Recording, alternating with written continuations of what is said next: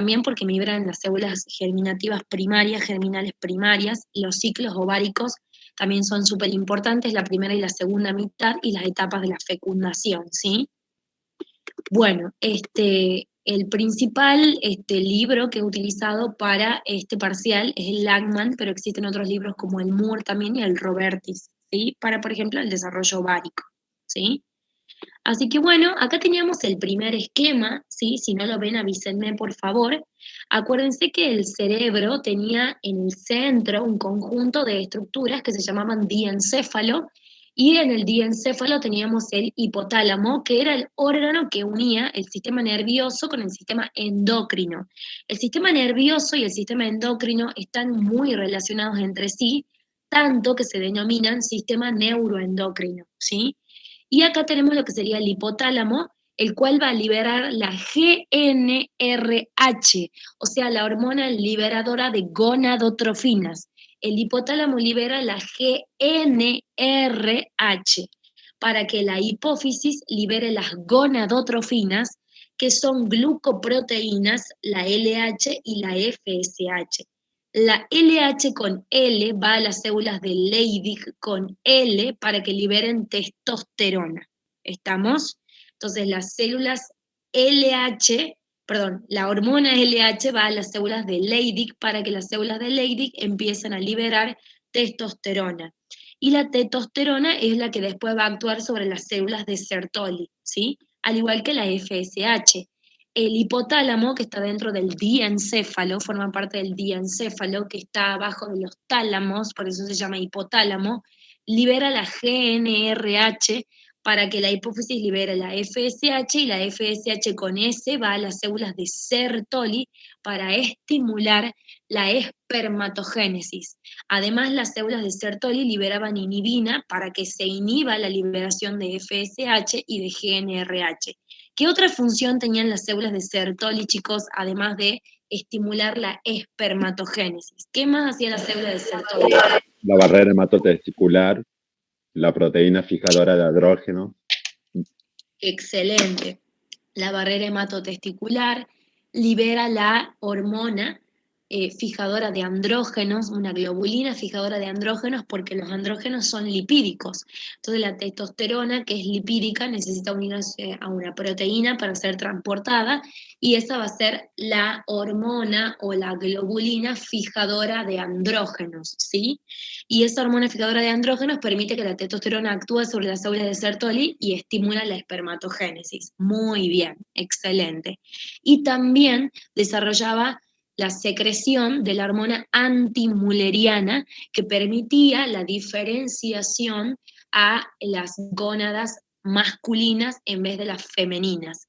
Entonces, las células de Sertoli con S son estimuladas por la FSH y por la testosterona, ¿sí? La testosterona se fija la hormona fijadora de andrógenos o proteína fijadora de andrógenos para actuar sobre las células de Sertoli, y la célula de Sertoli también, además de liberar la hormona fijadora de andrógenos, liberaba la hormona antimülleriana para que no se desarrollen los conductos de Müller, y eso ocurre en la mujer ya cuando veamos el sistema genital, ¿sí?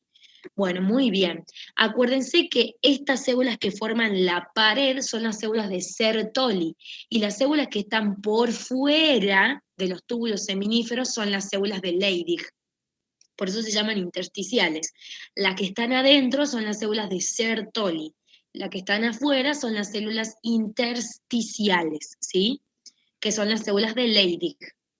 Entonces, la FSH y la LH son las gonadotrofinas, que son glucoproteínas liberadas por la hipófisis anterior. La FSH llega a Sertoli, ¿sí? Y la LH a Leydig. Como son glucoproteínas, no pueden hacer difusión simple, entonces tienen receptores de membrana.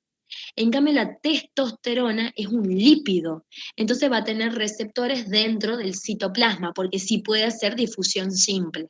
Entonces, siempre que tengamos hormonas proteicas, ellas son hidrofílicas, entonces no pueden hacer difusión simple y pasar, por eso el receptor está afuera y es un receptor de membrana plasmática. En cambio, la testosterona, producida por las células de Leydig gracias a la LH, traspasa nomás, hace difusión simple porque es una hormona esteroidea fabricada en el REL y en las mitocondrias. ¿Estamos? En cambio, si tengo una glucoproteína, ¿quién la va a fabricar a la glucoproteína? El RER o los ribosomas libres. El RER, muy bien. Los ribosomas libres, amores, fabrican proteínas para dentro de la célula y las hormonas salen por exocitosis. Entonces, el RER, ¿y quién le agrega la parte gluco? Porque son glucoproteínas. ¿Dónde se llevaba a cabo la glucosilación? El aparato de Golgi. Bien, el que empaqueta proteínas gracias a los dictiosomas, que eran las unidades funcionales, y les agrega glucosa, muy bien. Y la testosterona es un lípido, entonces se fabrica en el REL y en las mitocondrias, porque las mitocondrias, además de depositar calcio, fabricar aminoácidos no esenciales, también fabricaba hormonas esteroideas como la testosterona y los estrógenos. Y la testosterona actúa sobre las células de Sertoli y otros órganos, porque es una anabólica proteica, induce el anabolismo proteico en los músculos, en los huesos, cierra los cartílagos de crecimiento alrededor de los 18 años. Si no cerrara los cartílagos de crecimiento, la testosterona seguiría creciendo, creciendo y creciendo el ser humano, como los eunucos, a quienes se les sacaban, o sea, en la historia se les sacaban los testículos, entonces como no tenían testículos, no tenían testosterona, crecían mucho porque no se cerraban los cartílagos de crecimiento a cargo de la testosterona y en la mujer a cargo de los estrógenos, ellos cierran los cartílagos de crecimiento, ¿sí? Entonces acá preguntan, ¿por qué en la célula de Leydig hay muchas gotas de lípidos y un REL muy desarrollado, además de muchas mitocondrias? Y bueno, porque las células de Leydig, ¿qué fabricaban? Testosterona. Testosterona. Muy bien, que es un esteroide. Ven adentro, tiene el nombrecito, esteroide, progesterona, estrógenos. Todos son hormonas esteroideas, fabricadas por el REL y por las mitocondrias a partir del colesterol. Eso significa hormona esteroidea, hormona que deriva del ciclo pentanopehidrofenantreno, ya lo saben mejor que yo porque ustedes están haciendo bioquímica. Entonces, si derivan del colesterol, son hormonas esteroideas y se fabrican en el REL y en las mitocondrias, ¿sí? Entonces, por eso tienen mucho REL y muchas mitocondrias, la placenta, porque fabrica hormonas esteroideas, los ovarios, porque fabrican estrógenos y también progesterona, los testículos en las células de Leydig, porque liberan testosterona, las glándulas suprarrenales, porque liberan cortisol, ¿sí? Entonces, es importante que se acuerden de eso, REL y mitocondrias, ¿sí? Bueno, acá habla de la criptorquidia, que es la falta del descenso de los testículos, ya vamos a ver bien el desarrollo genital. Es importante el descenso de los testículos para que queden dentro del escroto y tengan una temperatura inferior, ¿sí? ¿Por qué? Porque la temperatura de la cavidad abdominal es de 37 grados centígrados gracias a que tenemos la característica de la homeostasis. La homeostasis era el equilibrio y gracias a que presentamos la capacidad de homeostasis, que es la capacidad de regular y dejar constante nuestra temperatura, se mantiene a 37 grados. Y la espermatogénesis necesita de 1,5 grados a 2 grados abajo de esa temperatura para una correcta, para un correcto desarrollo. A partir de los espermatogonios, que eran espermatogonios tipo A, que eran los que siempre se dividían por mitosis, mitosis, mitosis, después se transformaban en espermatogonios tipo B, una cierta línea celular, que entraban en meiosis 1, gracias a su transformación en espermatocitos primarios, se transformaban en espermatocitos secundarios, y los espermatocitos secundarios son los que inician meiosis 2, para que formen las espermátides. Entonces, todo este proceso de espermatogénesis, que se lleva a cabo alrededor de 72 días, ¿sí? Todo ese proceso de espermatogénesis, de los cuales los últimos 24 días son de espermiogénesis, se lleva a cabo a 2 grados centígrados inferiores a la temperatura de la cavidad abdominal. Es de 1,5 grados a 2 grados centígrados menos. Entonces es muy importante que estén en el escroto. Y cuando hace frío se contrae el escroto para subirlos un poco a los testículos, ¿sí? Siempre recordando que hay un testículo más bajo que el otro, ¿sí? Bueno, esta anomalía congénita altera en Javier las características sexuales secundarias, no porque los testículos siguen en la cavidad abdominal secretando testosterona. Entonces, esa temperatura no es para la secreción de testosterona, sino que esa temperatura es para la espermatogénesis. ¿Estamos? Entonces, secreto testosterona a pesar de que esté en la cavidad abdominal. Entonces, las características sexuales secundarias van a estar bien, ¿sí? Entonces, acuérdense, tienen que descender formando el conducto inguinal, los testículos, para descender la temperatura. Pero si no descienden, muchos niños nacen con el escroto vacío y tienen que operarlos. Y si no descienden, igual tienen las características sexuales secundarias porque van a secretar testosterona, ¿sí? Bien, entonces acá teníamos, ¿sí?, las espermatogonias. ¿Por qué hago énfasis en esto? Porque en esto es lo más fácil, lo que más pueden ganar puntos, ¿sí? Entonces tienen las espermatogonias tipo A que se dividen por mitosis, entonces permiten que para toda la vida el paciente tenga células sexuales, no como en la mujer que sufrimos una menopausia, luego del periodo del climaterio, así se llama, en donde se acaban nuestros folículos primarios y ya no podemos tener más hijos, ¿sí?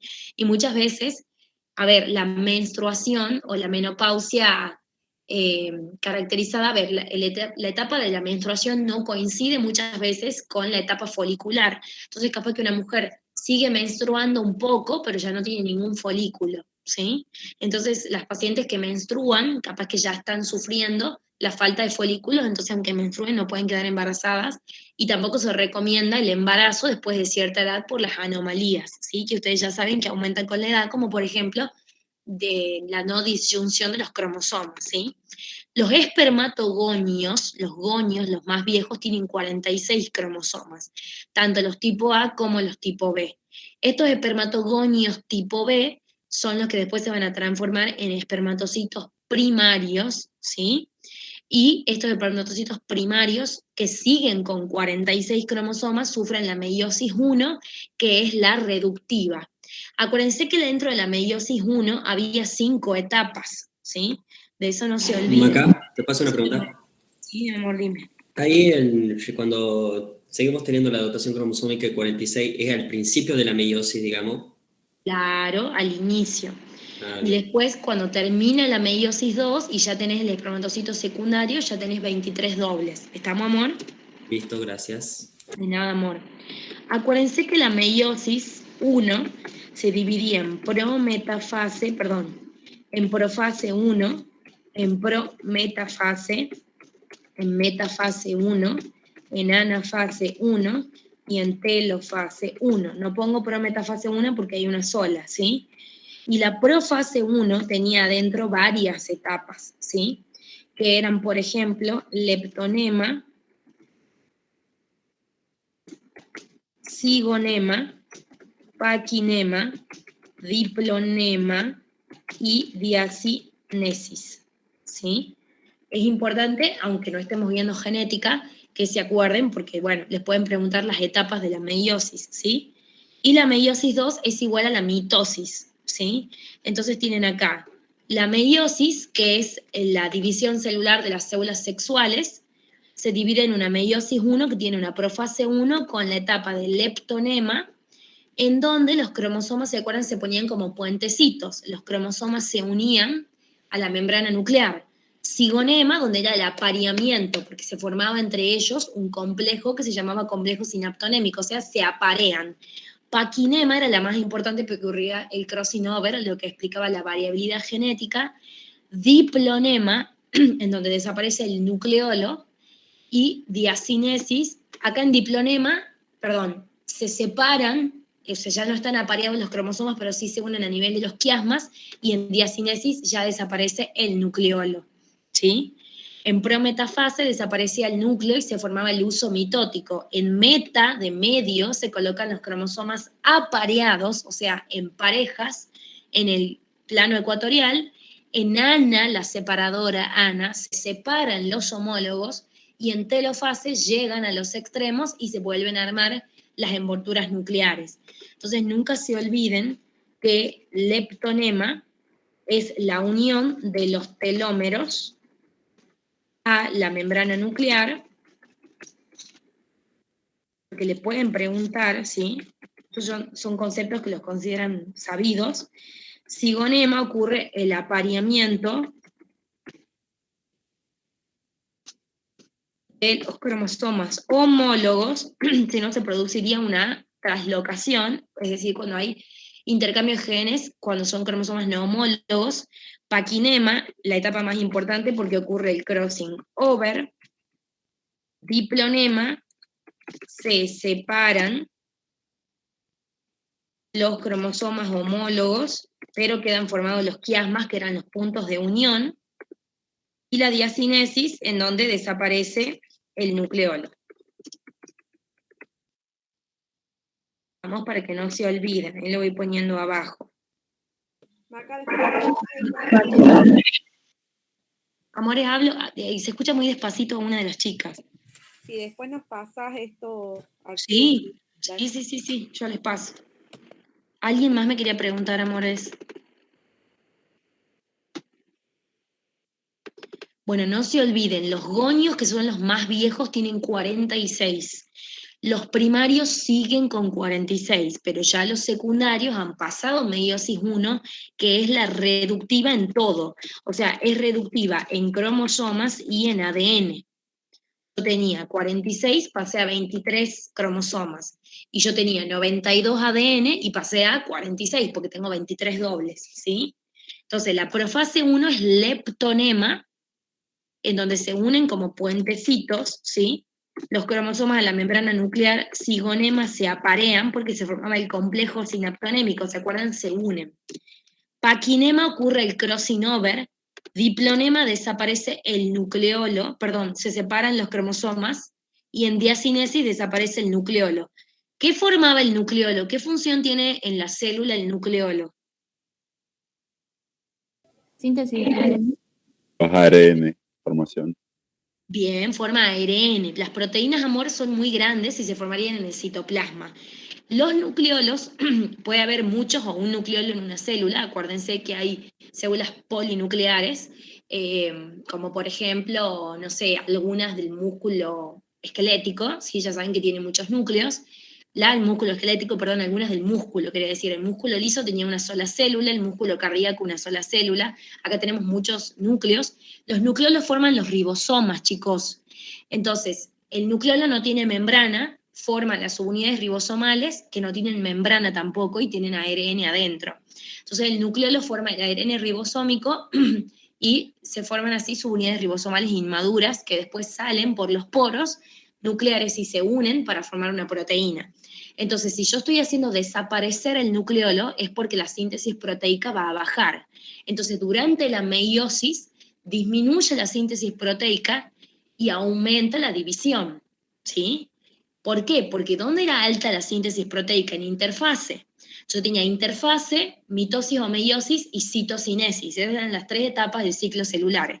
Y en interfase era alta la síntesis proteica. Por eso tengo mucho nucleolo, para formar muchas subunidades ribosomales, ¿sí? Entonces no se olviden que el nucleolo no tiene membrana, forma los ribosomas que no tienen membrana por eso. Y después se unen los ribosomas para formar los polisomas que no tienen membrana, ¿sí? Que son como el gusanito del parque, ¿vieron que tienen muchas pelotitas? Bueno, ahí los ribosomas se unen, principalmente en células procariotas, para formar polisomas. Entonces no se olviden, si yo estoy haciendo desaparecer la membrana nuclear es por algo, es porque quiero separar los cromosomas. Y si yo estoy haciendo desaparecer los nucleolos es por algo, es porque ya no necesito más ribosomas, porque la síntesis proteica va a bajar. Entonces les pueden preguntar, ¿cómo está la síntesis proteica en mitosis y meiosis? Es baja la síntesis proteica. En cambio, en interfase es alta la síntesis proteica, por eso la cromatina es eucromatina. En cambio acá, la mayoría de la cromatina, ¿cómo es? ¿Eu o hetero en la división celular? Hetero. Muy bien, acuérdense que el cromosoma tiene muchas partes acá de heterocromatina, pero unas poquititas de EU. Es más fácil, ¿verdad?, separar en dos un fideo tirabuzón a un fideo cabello de ángel, que es un drama, ¿sí? Entonces yo hago un fideo tirabuzón y es más fácil de cortarlo, ¿sí? Hago heterocromatina. Luego sigue la prometafase, en donde desaparece la envoltura nuclear y se forma el huso por microtúbulos, ¿se acuerdan que eran los túbulos huecos, sí? Metafase de meta de medio se colocan en el plano ecuatorial. ¿Pero quiénes? Los cromosomas homólogos, los pares de cromosomas. ¿Cómo se llamaban esos pares de cromosomas? Tétradas. Estamos las tétradas, porque son 2 cromosomas dobles, entonces como que hay 4 palitos, ¿sí? O bivalentes también se llaman, les pueden preguntar, ¿sí? Tétradas o bivalentes. Si me dicen tétrado o bivalente, es meiosis 1. No existe tétrado o bivalente en meiosis 2, porque es igual que la mitosis, ¿sí? En anafase 1, ¿qué se separan? Los cromosomas homólogos. Un solo homólogo. Excelente. Y en anafase 2, ¿qué se separarían? Las cromátidas hermanas. Cromátidas hermanas. Muy bien, excelente. Y en telofase 1, bueno, de nuevo, se rearman las envolturas nucleares, se produce la citocinesis. Pero acuérdense que para la UNT la citocinesis es como aparte de la telofase. Es como que dividen el ciclo celular en interfase, mitosis o meiosis según el tipo de célula y al final citocinesis, ¿sí? Entonces acuérdense, espermatocito primario u ovocito primario tiene 46, pero ya los secundarios son los que empiezan meiosis 2, la cual no es reductiva en cromosomas. Empiezo con 23 y termino con 23, entonces la meiosis 1 es la reductiva en cromosomas. La meiosis 2 es igual a la mitosis. Entonces no es reductiva en cromosomas. Eso siempre preguntan, ¿sí? La meiosis 1 es la reductiva. Por eso empiezo con 46 y termino con 23. La meiosis 2 no es reductiva en cromosomas. Empiezo con 23 dobles, termino con 23 simples. Les van a preguntar la N. Acuérdense que N significa 23. N significa 23. 2N va a ser 46. 2 por 23. N era igual a 23. ¿Sí? Entonces, si tengo 23 cromosomas, soy N. Si tengo 46 cromosomas, soy 2N. Si tengo 23 ADN, soy N. Si tengo 46 ADN, soy 2N. Y si tengo 92 ADN, sería 4N. ¿Sí? Eso les pueden dar ejercicios para que ustedes coloquen el número de cromosomas, ¿sí? Bien. Mencione cuál de las células representadas en el esquema anterior permite que en el hombre la espermatogénesis se prolongue hasta edad avanzada. Las espermatogonias tipo A, porque son las células que se dividen por mitosis. ¿Estamos? Las espermatogonias A todo el tiempo se dividen por mitosis y mantienen constante un reservorio de espermatogonias para que hasta el final de la vida tenga espermatozoides ese paciente. Son células madres y por lo tanto un reservorio, ya que pueden diferenciarse en espermatogonias B, que son las que inician la espermatogénesis, ¿sí? Estas espermatogonias B que inician la espermatogénesis son las que se dividen en espermatocitos primarios, que inician meiosis 1 reductiva, y se transforman en espermatocitos secundarios, que inician meiosis 2, la cual no es reductiva, y terminamos en espermátides, ¿sí? Que sufrían la espermiogénesis. Dice acá, una vez iniciada la meiosis, las células espermáticas en desarrollo son inmunológicamente distintas al resto del cuerpo, lo que podría derivar en una destrucción de las mismas si pasan a sangre y el sistema inmunológico no las reconoce como propias. Claro, los anticuerpos pueden atacar a estos espermatogonios, entonces yo necesito una barrera. ¿Estamos? ¿Quién formaba esa barrera hematotesticular? Dice barrera hematotesticular. Está entre la sangre y el interior de lo que sería, digamos, el túbulo seminífero, en donde van a estar los espermatozoides y las espermatogones, los espermátidos primarios y secundarios, ¿sí? Están formadas por elongaciones de la membrana plasmática de las células de Sertoli. Acuérdense que se alargaba la membrana plasmática, se iba a un costadito y a la otra, y formaban la barrera hematotesticular, por ejemplo. Vamos a ver acá.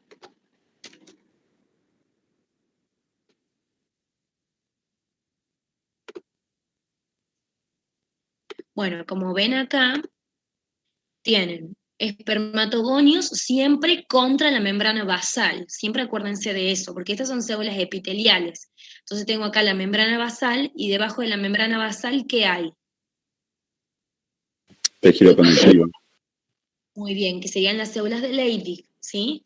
Entonces, yo voy a tener acá las células de Sertoli que tienen prolongaciones de la membrana plasmática con uniones oclusivas, prolongación de la membrana plasmática, célula de Sertoli, y esa es la barrera hematotesticular, ¿sí? Entonces se forman por prolongaciones de la barrera, o sea, de la célula de Sertoli, esa barrera hematotesticular, ¿sí? Separa las células del resto del cuerpo. ¿Mm? Bueno, acá hay un esquema, ¿sí? Este es el esquema que hicieron en el trabajo práctico, ¿sí? Acuérdense, acá tienen lo que sería el núcleo, ¿m?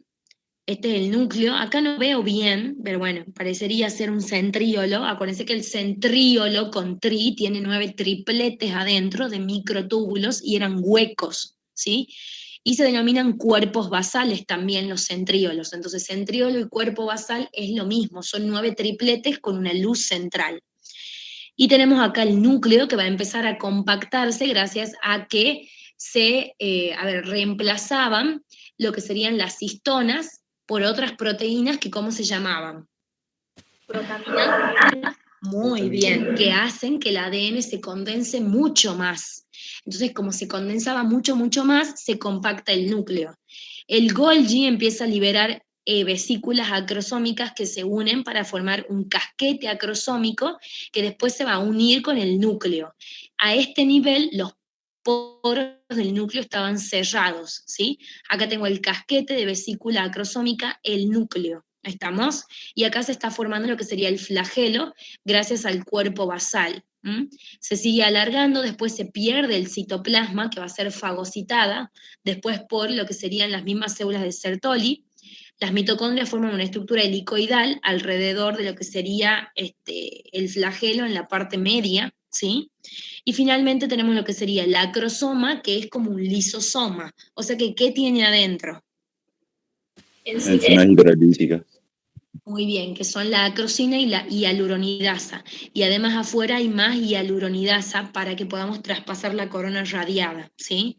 Acá tenemos lo que sería el cuello, que se une, o sea, que une la cabeza a la pieza intermedia en donde hay muchas mitocondrias, y el centríolo que va a formar lo que sería el flagelo. Entonces acá tendría que estar el centríolo en la pieza intermedia para formar el flagelo, ¿sí? Y acá está el espermatozoide, que va a sufrir un proceso de maduración en el varón, en el epidídimo, sufre la maduración, y en la mujer, ¿qué sufría? ¿Un proceso de qué?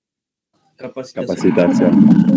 De capacitación, excelente, muy bien. Con esto va a empezar su examen, estamos con estos temas, entonces es importante que lo sepan bien.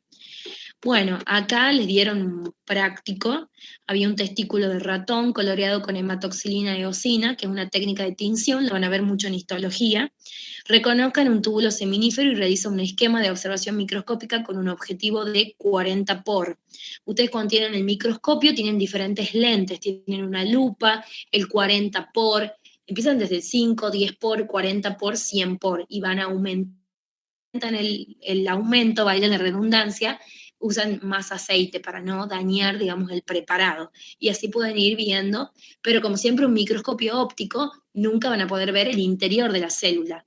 Con el microscopio, el único que pueden ver adentro de la célula es el microscopio electrónico, que no hay en la UNT. ¿Estamos? Entonces, el óptico les permite realizar una vista, pero de la célula por fuera, ¿sí?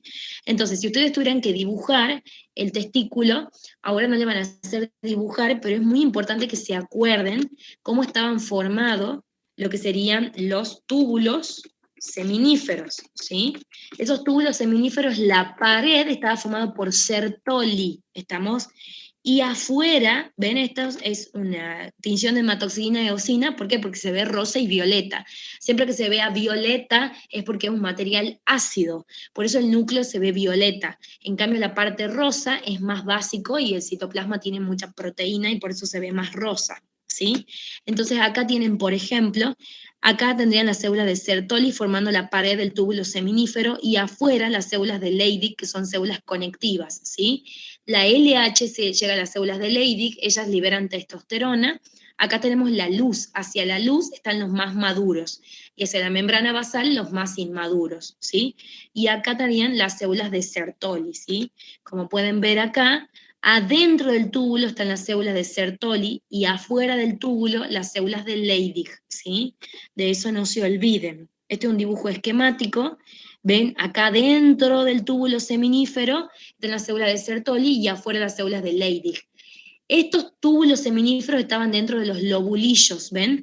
Acá tengo todo lo que sería la túnica albuginea alrededor del testículo, ¿sí? Que se meten los testículos para formar los tabiques o septos de túnica albuginea. Este es un lobulillo, lobulillo, lobulillo. Y dentro de cada lobulillo hay túbulos seminíferos, ¿sí? Dentro de la célula de Sertoli y afuera acá en lo blanco estarían las células de Leydig. Acá se van a unir todos los túbulos seminíferos en una red de testis o red testicular, van a salir unos conductillos chiquititos que se llaman conductillos eferentes, y se va a formar acá la cabeza y el cuerpo del epidídimo, que adentro tiene un epitelio con cilios, porque todavía no se mueven los espermatozoides. Acá en la cabeza y el cuerpo adquieren movilidad, entonces ya en la cola se mueven, y también adquieren una capa de glucoproteína que protege a ese espermatozoide después en la acidez de la vagina. Eso significa madurar y se produce acá en el epidídimo, que adquieran movilidad de esos flagelos, para eso es importante las mitocondrias que le den energía, y que se revistan de esa capa de glucoproteínas. Y luego tengo el conducto deferente, que durante el desarrollo embriológico adquiere un montón de capa muscular. ¿Por qué tiene tanta capa muscular el conducto deferente? Ustedes le van a preguntar cuál es el conducto que más capa muscular lisa obtiene en el desarrollo del tracto genital. Ustedes van a decir, el que más músculo tiene es el conducto deferente. ¿Por qué el que más músculo tiene? Porque tiene que mirarlo los espermatozoides hacia en contra de la gravedad. Claro, para que los espermatozoides puedan subir. Claro, excelente, porque realiza como movimientos peristálticos, ¿sí? Entonces, el que más obtiene en el desarrollo genital la capa de musculatura lisa es el conducto deferente, ¿sí? No se olviden de eso. Bueno, entonces ustedes tendrían que dibujarla. Nos hacían dibujar mucho cuando era escrito, ¿sí? Ahora va a ser múltiple choice, así que pueden dar flechas para que ustedes identifiquen. Nunca se olviden, adentro del túbulo, Sertoli, y contra la membrana basal, espermatogonias. Mientras que hacia la luz, ¿cómo se llamaba la membrana que daba hacia la luz? Una es membrana basal y la otra membrana... Apical. Muy bien, excelente. Membrana apical es la que da hacia la luz, o sea, la que está arriba, hacia la luz. Perdonen, chicos. Yo estoy con fiebre, yo ya estoy remil coviteada. Bueno, entonces, acá ven. Acá hay una membranita hacia la luz, ¿ven? La tinción, hematoxina, eosina, estamos con diferentes aumentos, seguramente este es un 40 por y este es un 100 por, o capaz que este sea un 10, 40 y 100 por, usamos un aceite para que no se lesione el preparado, ¿sí? Y acá se pueden ver todos los flagelos, luz, y esta es la membrana apical, mientras que esta es la membrana basal. Hacia basal están los gonios, y hacia la membrana apical y la luz están los espermatozoides ya más maduros. Pero bueno, sin adquirir la maduración como tal, porque todavía no llegamos al epidídimo, ¿sí? En el epidídimo maduran. Bueno, después hay otro tipo de coloración que es con giemsa, que hay aquí,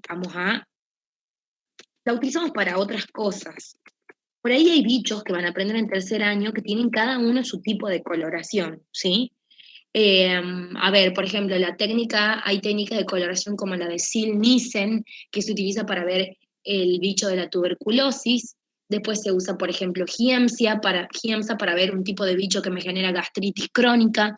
Entonces, cada coloración se utiliza para ver cada bicho o qué tipo de componente me interesa. Si quiero ver lípidos, no voy a poder usar hematoxilina eosina. Por eso hay muchas coloraciones y les va a llamar la atención por ahí el nombre porque es la primera vez que lo leen. Esta es una coloración de tipo Giemsa, ¿sí? Se ve como más violeta. Y acá estamos viendo, por ejemplo, un frotis de sangre con un polimorfo nuclear y esto seguramente es un linfocito, ¿sí? Se utiliza mucho para ver también los linfoblastos en leucemias, cuando hacen frotis de sangre periférica, porque cuando tienen leucemias muy agudas, son tan zarpadas, digamos, hay tantos blastos que salen mucho a la sangre y se pueden ver sin la necesidad de hacer un aspirado de médula ósea, ¿sí? La hematoxilina eosina es más rosita y es más clarita. Acá también se pueden ver algunas células, también parásitos, etc. Eso significa Giemsa, es un tipo de coloración, ¿sí? Y bueno, las partes del espermatozoide les piden acá la cabeza, acuérdense, el cuello, la región intermedia. Entonces acá tienen la cabeza, en donde solamente van a tener el núcleo y el acrosoma, ¿sí? La parte intermedia, en realidad sería esta, porque este es el cuello, en la parte intermedia hay mitocondrias y el cuerpo basal, y acá tenemos todo lo que sería el flagelo, formando la cola. Entonces, capaz que si le tomaban presencial, les hacían dibujar un espermatozoide, ¿sí? Menciona las glándulas que aportan los componentes acelulares del semen. Ojo con esto, yo lo voy a borrar porque hay algunos docentes que no toleran que pongan esto. ¿Por qué? Las vesículas seminales, ¿qué porcentaje del semen formaban? 70%. 70. 70. Muy bien, ¿y era líquido rico en qué? Fructosa. Muy bien.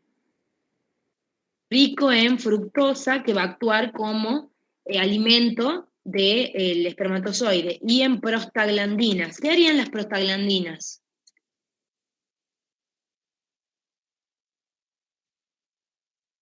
Estimulan el peristaltismo y ¿Puede permiten ser la que acción. inhiben la fecundación?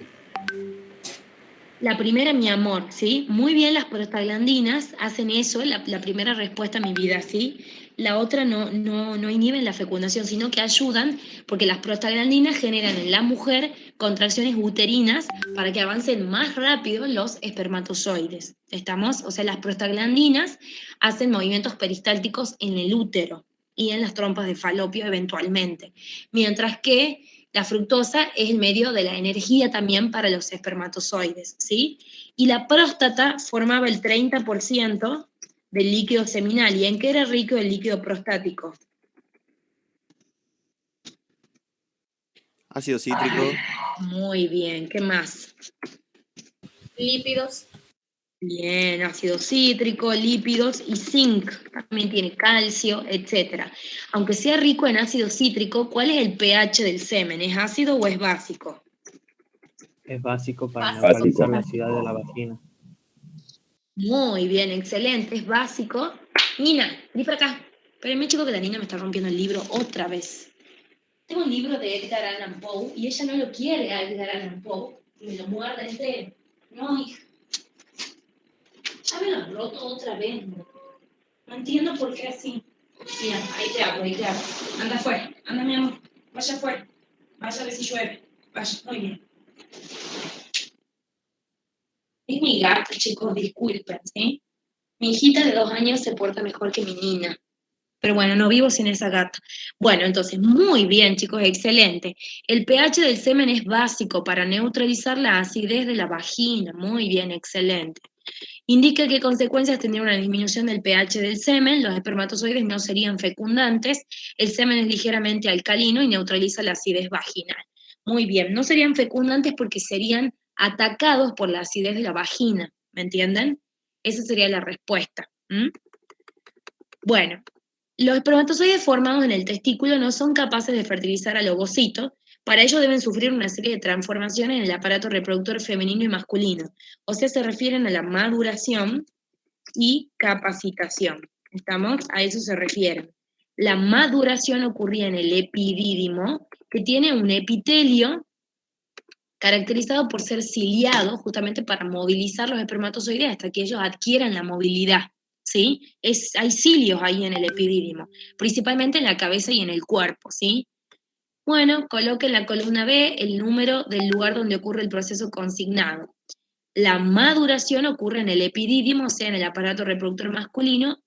¿Y en qué consistía? La maduración consistía en que adquirían movilidad, ese flagelo, los espermatozoides se podían mover, y además una cubierta de glucoproteína sobre la cabeza, que lo protege o la protege a esa cabeza de la acidez de la vagina junto con el pH del semen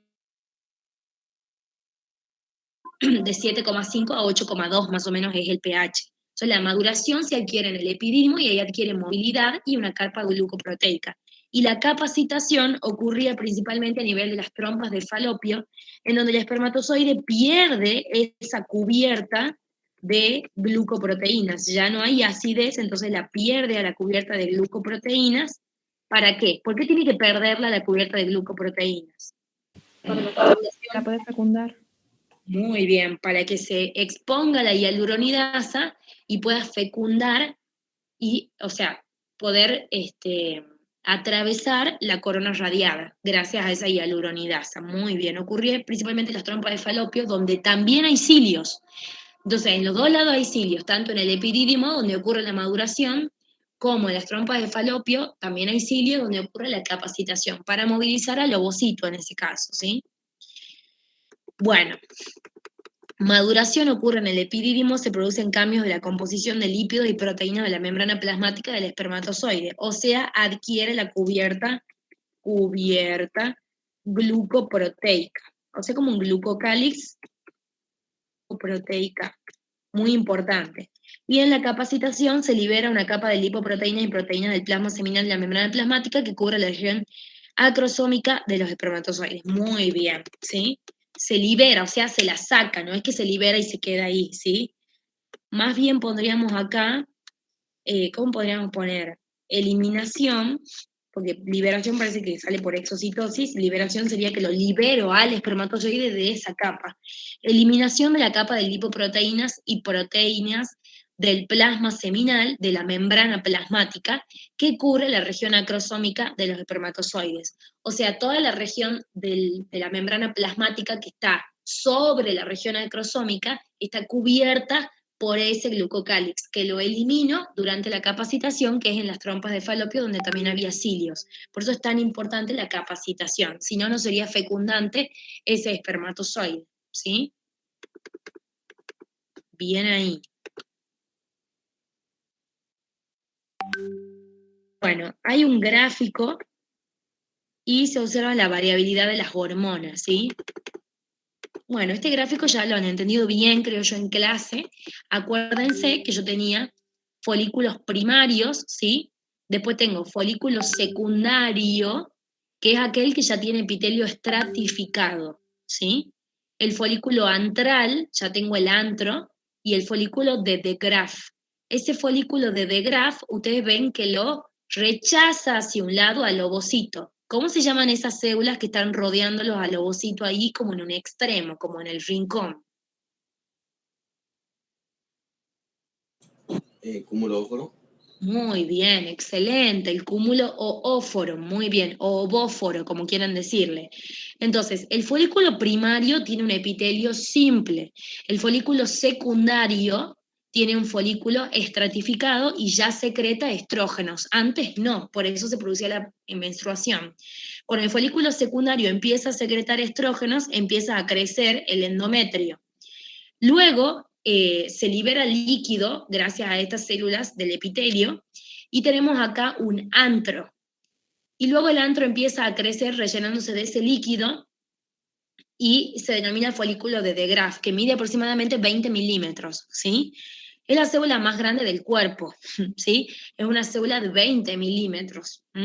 Bueno, los axones también son grandes, pero sacando los axones es una célula de las células más grandes del cuerpo, mide hasta 20 milímetros y está hacia un polo. Y esas células se denominan cúmulo óforo. Luego el folículo se rompe gracias a la acción de ¿qué hormona? La LH.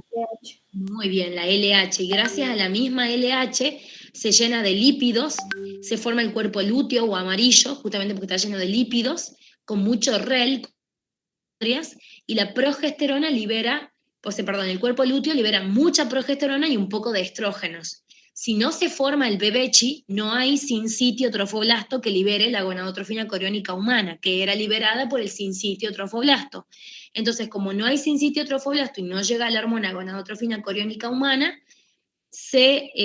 disminuye la LH, se atrofia el cuerpo lúteo y se transforma en cuerpo blanco o albicans, que no va a liberar ninguna hormona, y se produce la menstruación, ¿sí? Como ven acá, la temperatura basal está baja cuando hay estrógenos, pero aumenta cuando hay progesterona.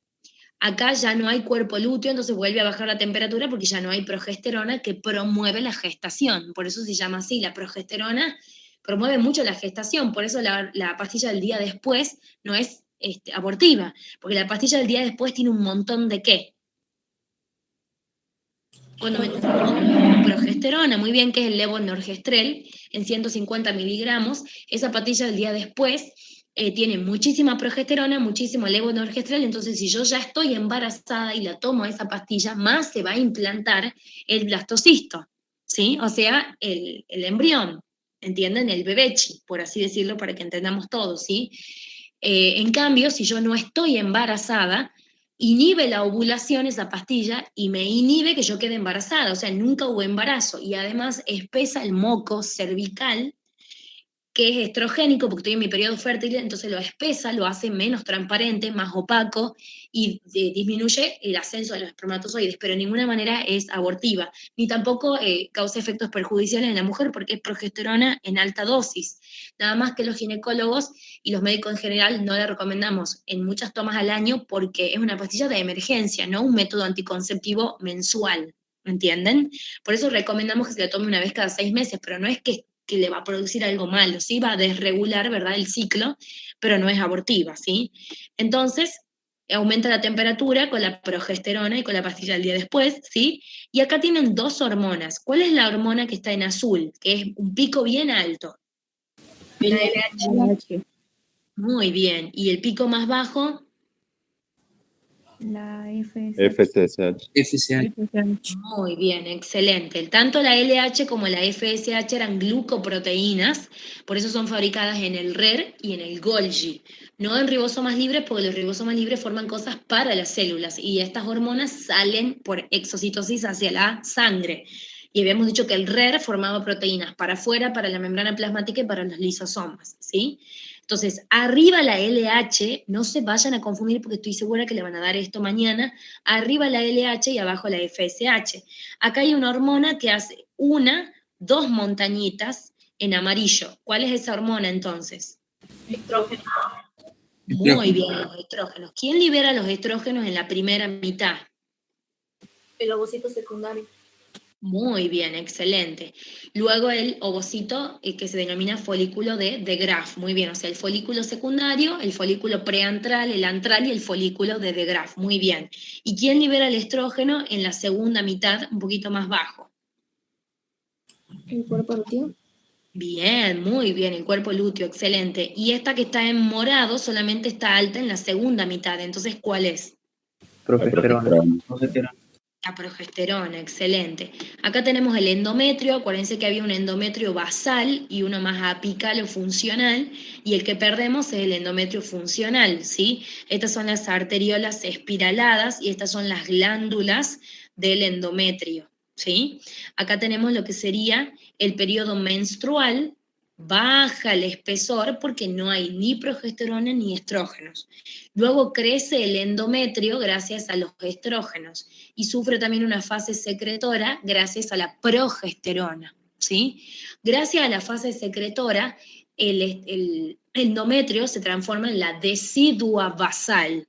¿Por qué? Porque se llena de glucógeno. Entonces, gracias a la progesterona, se lleva a cabo la fase secretora del endometrio, y cuando está en fase secretora se llama decidua basal, y ahí está listo para recibirlo al blastocisto.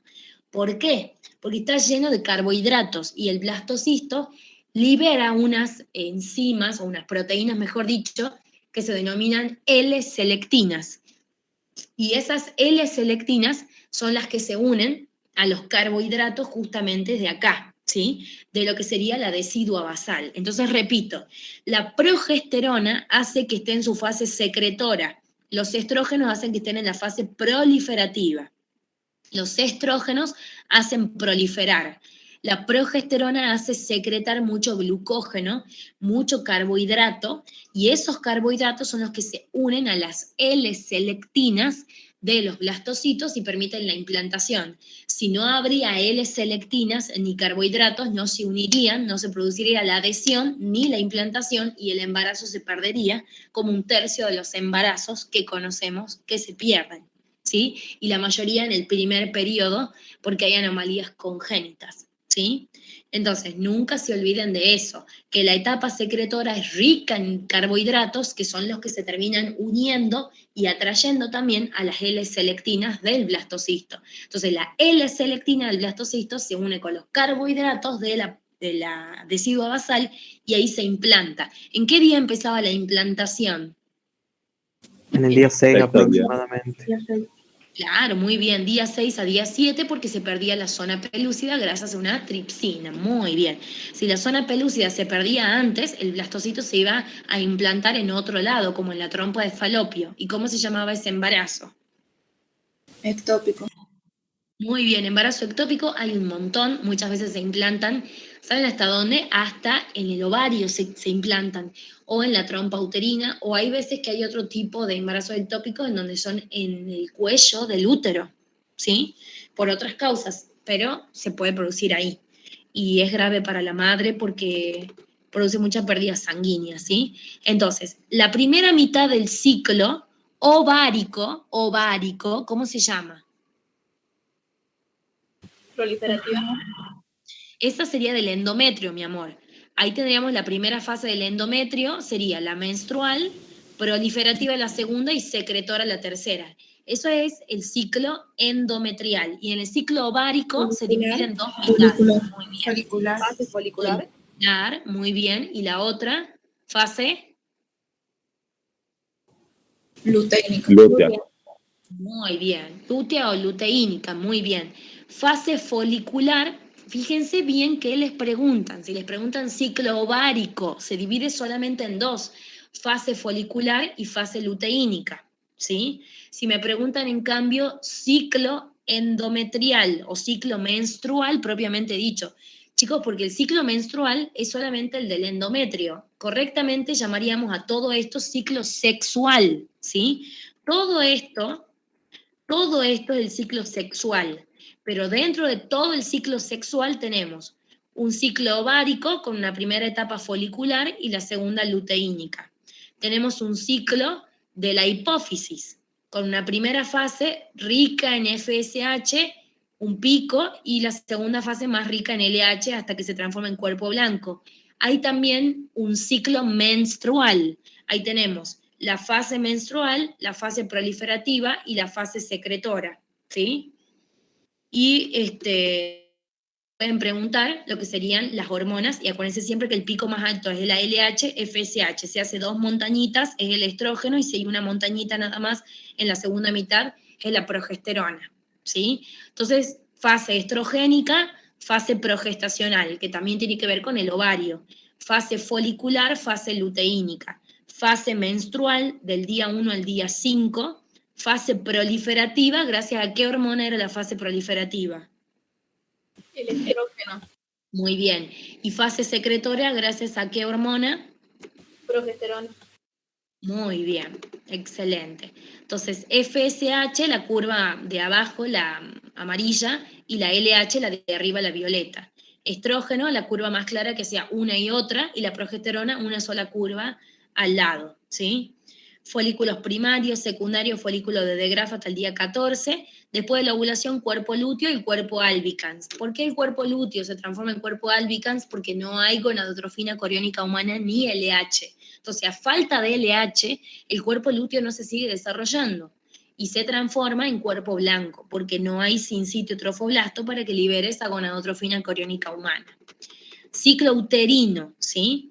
Fase menstrual hasta el día 4 o 5, según algunos libros, proliferativa hasta el día 15 y la secretora hasta el día 28, ¿sí? El ciclo uterino o menstrual es el mismo. ¿Estamos? Y acá folículos, este es el ciclo ovárico. Entonces se divide en dos nada más. El ciclo uterino ya tiene 3, ¿sí? Este sería el ciclo ovárico, fase folicular y fase luteínica, ¿sí? Indique en qué etapa de la ovogénesis comienza la meiosis y cuándo se completan la meiosis 1 y la meiosis 2, ¿sí? Indique en qué etapa de la ovogénesis comienza la meiosis. En la etapa prenatal y se detiene en lo que sería diplonema, o sea, en profase 1. ¿Estamos? Porque, ¿cuáles eran las fases de la profase 1? ¿Cuál era la primera? El leptonema. Muy bien. Luego, Cigonema, después, paquinema, bien. ¿Y las Bien. últimas dos?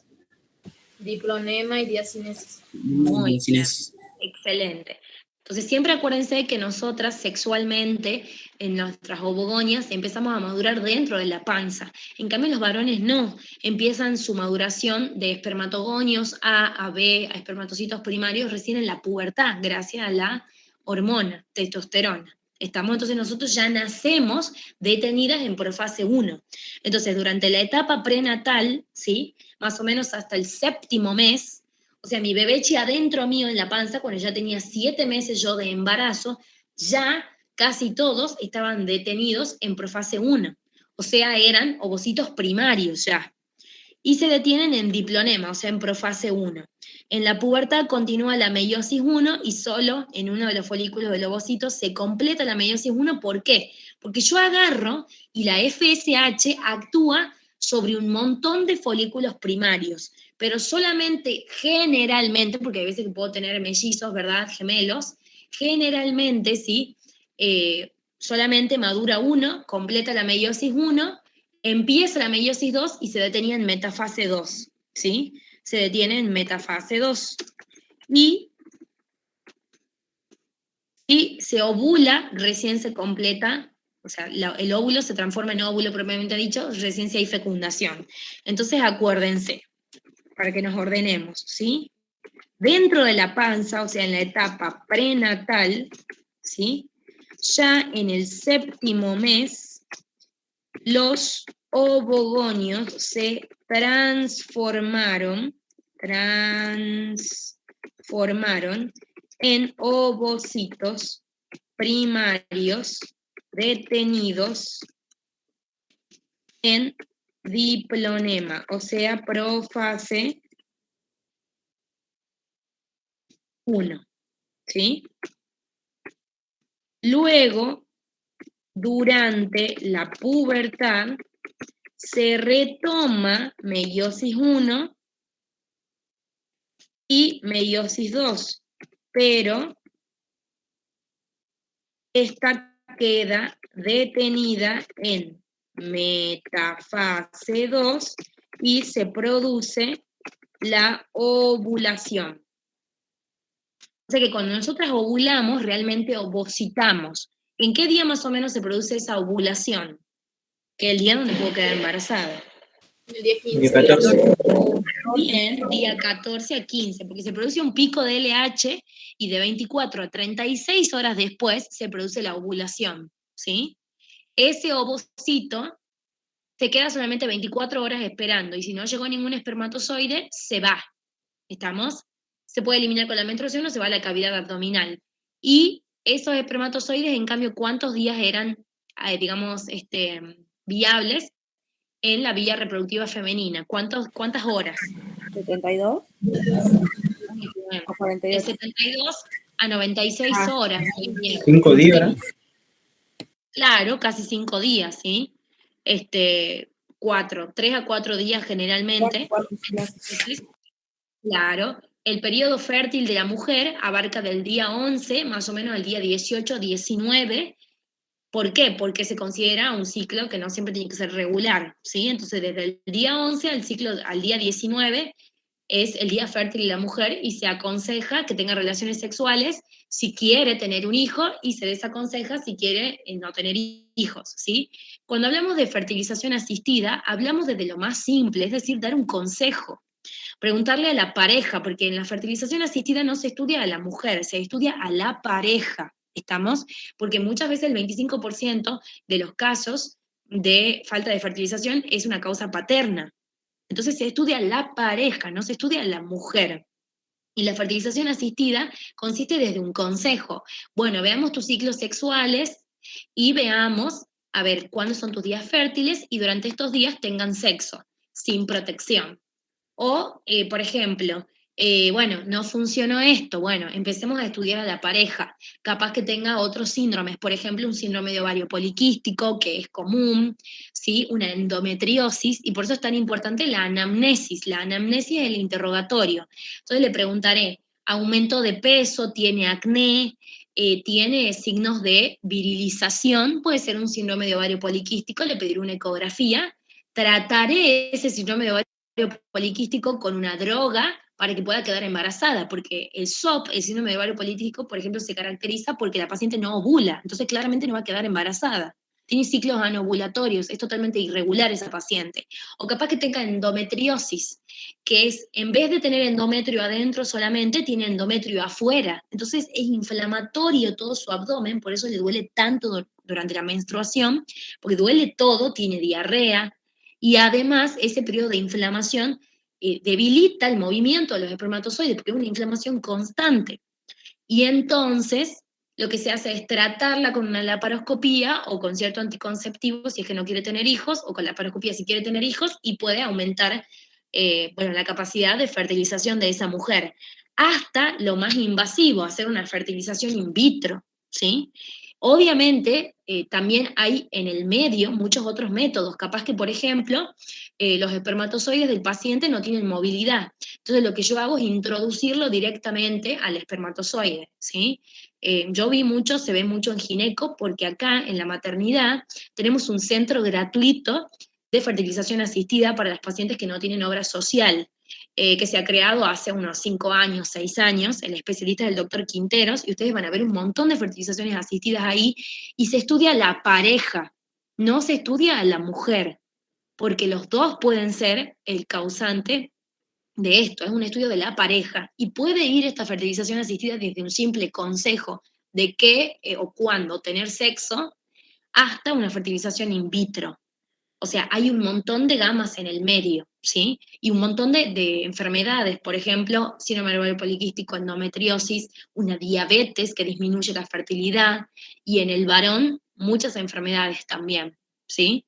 Hasta cambiar el tipo de dieta, ¿sí? O sea, hay de todo en la fertilización asistida. Entonces, acuérdense, mi bebé chimujer nació con ovocitos detenidos en profase 1 hasta que ella sea o tenga su pubertad. Durante su pubertad, recién la profase 1 va a salir de diplonema, va a entrar en diacinesis, en donde perdía el nucleolo, va a completar la meiosis 1, va a empezar la meiosis 2, se va a detener en metafase 2, y solamente si llega al espermatozoide con una cierta sustancia que todavía no se conoce, se completa la meiosis 2, y ocurre al final la singamia y la anfimixis, y empieza la mitosis del cigoto. ¿Sí? Singamia, la pérdida de las envolturas nucleares y el acercamiento de los núcleos, claramente, y la anfimixis, la colocación de los cromosomas en el plano ecuatorial. ¿Sí? Entonces, a no olvidarse. Bueno, describa... Sí, mi amor, dime. Si no hay fecundación, ¿cuándo terminaría la ovogénesis? Bueno, nunca. O sea, la única que terminó acá su ovogénesis fui yo, Reinaz. Bueno, no sé si alguna es mamá también, pero ninguna, ¿estamos? Solamente se termina, se completa la formación de los 3 cuerpos polares y el óvulo cuando hay fecundación. Si no, no. ¿Estamos? Se va deteniendo y solamente se completa si hay fecundación. ¿Estamos?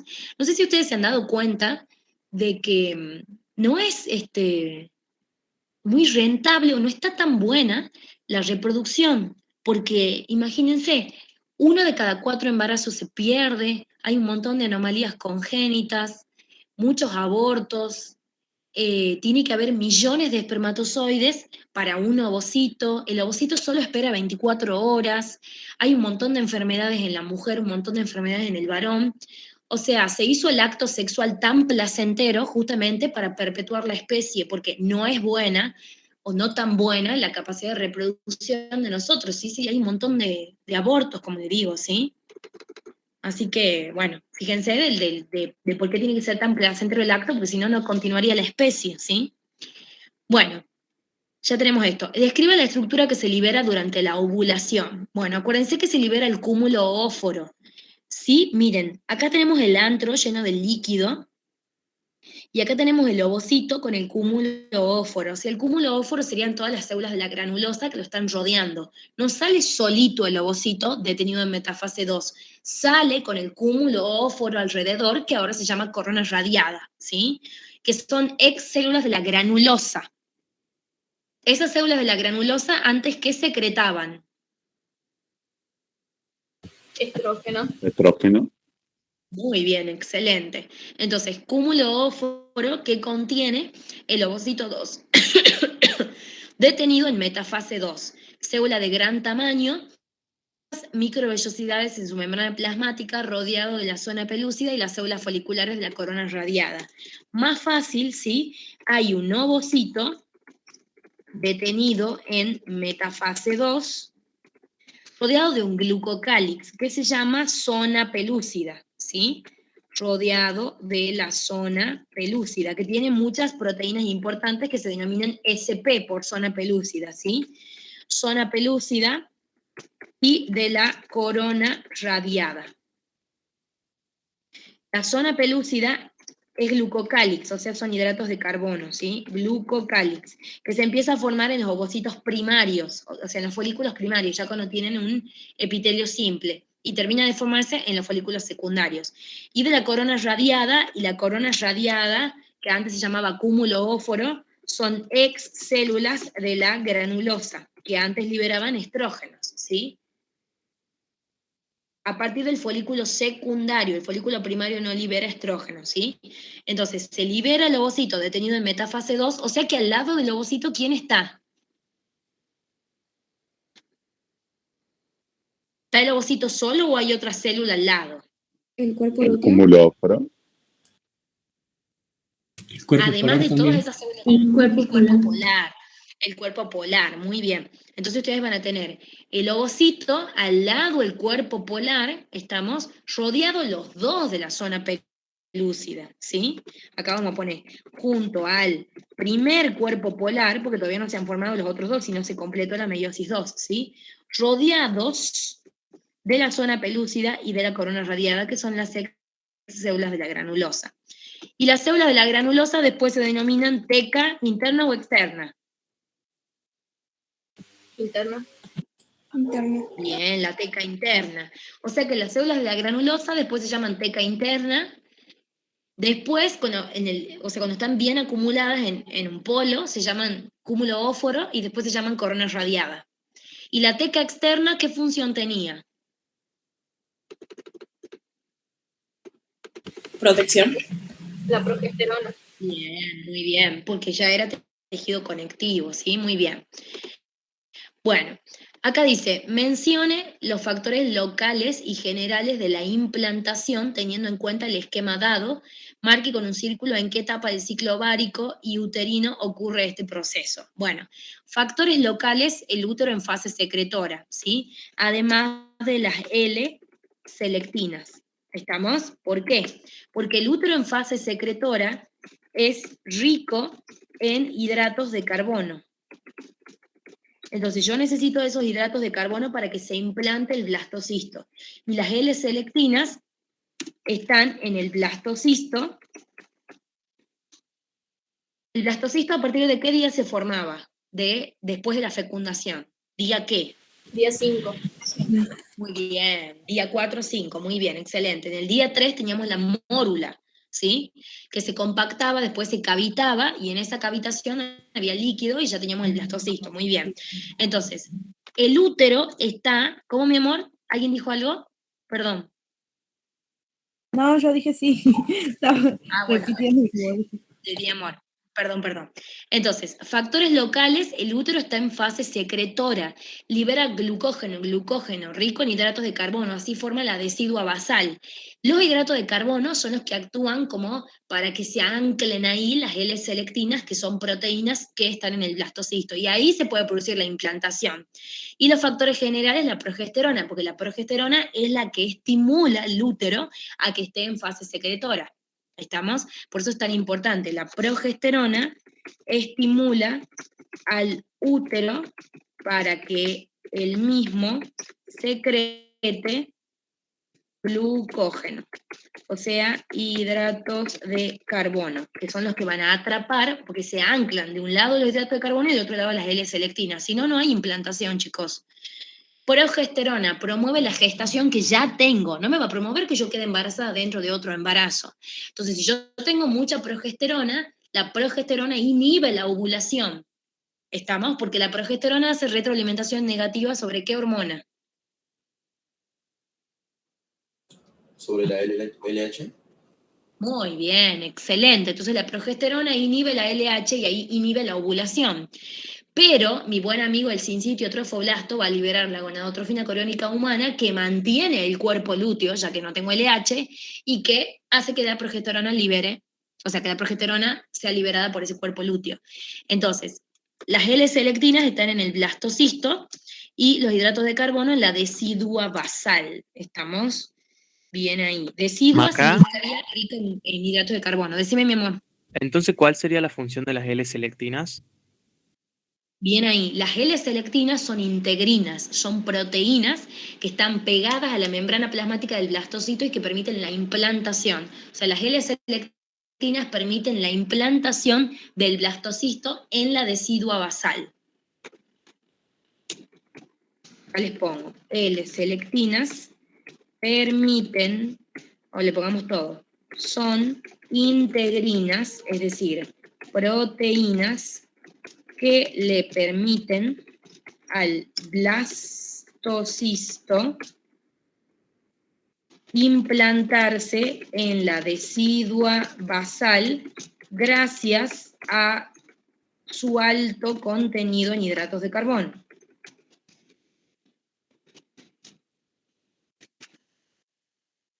Gracias a su alto contenido en hidratos de carbono. ¿Estamos? No se olviden de eso porque si no tengo muchos hidratos de carbono no tendría a quién unirse la L-selectina y se perdería ese embarazo, ¿sí? ¿Estamos, mi amor? Sí, Maca, muchas gracias. No, de nada, mi vida. Entonces, acá tenemos lo que sería un folículo secundario porque el epitelio ya es estratificado, no está pobrecillo acá el folículo primario, ya libera estrógenos. Esos estrógenos hacen que se termine la etapa menstrual y empiece la proliferativa. Acá tenemos el folículo de De Graaf con un gran antro y el cúmulo óforo. Viene la LH. Y sobre la LH, ¿quién hacía la retroalimentación positiva? El estrógeno. El estrógeno. Muy bien, chicas, excelente. Los estrógenos tenían una concentración, o sea, una acción, concentración dependiente, así se llama. Eso hacen los estrógenos, ¿sí? Tienen como un pico, digamos, ¿sí? A partir del cual 200 picogramos, a partir de 200 picogramos hacen retroalimentación positiva, y debajo de 200 hacen retroalimentación negativa. Entonces, acá hay tantos estrógenos liberados por el folículo de De Graaf, por el cúmulo óforo, por todas las células de la granulosa, ¿sí? Que hay tanto estrógeno que hace retroalimentación positiva sobre LH y 24 horas después de ese pico se produce la ovulación. Se ovula, no sale el ovocito solo, sino que sale con toda la corona radial y la zona pelúcida, se rompe el folículo, se transforma en cuerpo lúteo, que se sigue conservando porque está la gonadotrofina coriónica humana, entonces sigue conservándose y nunca se transforma en cuerpo blanco. Y eso es gracias al sincitio trofoblasto. ¿Sí?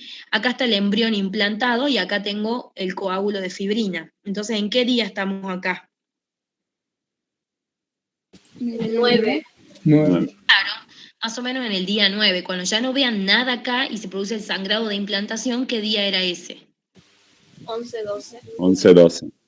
El 13, amores. El 13. 13 Bien, se produce en el bien. 13 el sangrado de implantación. Entonces, si suman 14 más 13 en el día 27, por eso se confunde con la menstruación. Por eso soy medio rigurosa con ese día.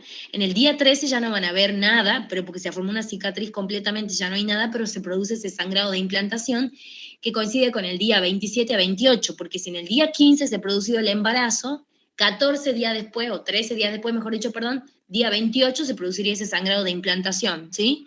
Yo estaba tranquila, estaba por rendir mi rotatorio de clínica, es el rotatorio más complicado, pero es mi favorito, ustedes saben que yo soy amante de la clínica, amo, no me gusta para nada la patología quirúrgica, porque ustedes cuando se reciban de médicos van a tener que elegir, ¿hago clínica o hago cirugía?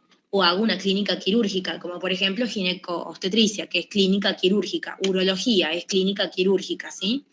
Entonces me gusta mucho la clínica, estaba por rendir el rotatorio y estaba estudiando mucho porque era 6º año, era mi último rotatorio, y encima rendí clínica 1 y clínica 2 juntas con una profesora muy exigente, y yo tenía vómito, y atribuía a que eran los nervios de rendir.